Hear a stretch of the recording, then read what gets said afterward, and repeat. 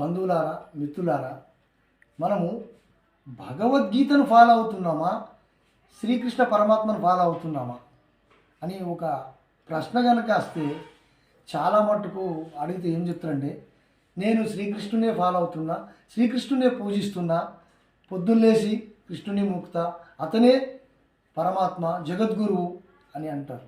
కానీ నువ్వు ఆ కృష్ణునికి పరమాత్మ రూపముగా పూజించినంత మాత్రాన, నమ్మినంత మాత్రాన నీకు ఒరిగేదేమీ లేదు. కానీ అతను చెప్పిన భగవద్గీతను కర్మణ్యేవాధికారస్తే మా ఫలేషు కదాచన, అధికారం కర్మ చేయడమే నీ అధికారం, కానీ దాని ఫలితం ఆశించకు అని ఇటువంటి ఒక్కొక్క నీతులు ఎన్నో ఉన్నాయి. కనుక నువ్వు భగవద్గీతను ఫాలో అవ్వండి. దయచేసి చెప్తున్నాను, కృష్ణుడు పరమాత్ముడు, అందరికీ పరమాత్ముడు మొక్కడం తప్పు కాదు. కానీ ఆ మొక్కినంత శ్రద్ధ ఈ భగవద్గీతను చదివి అర్థం చేసుకొని ఫాలో అవ్వడంలోని గొప్పతనం ఉంది.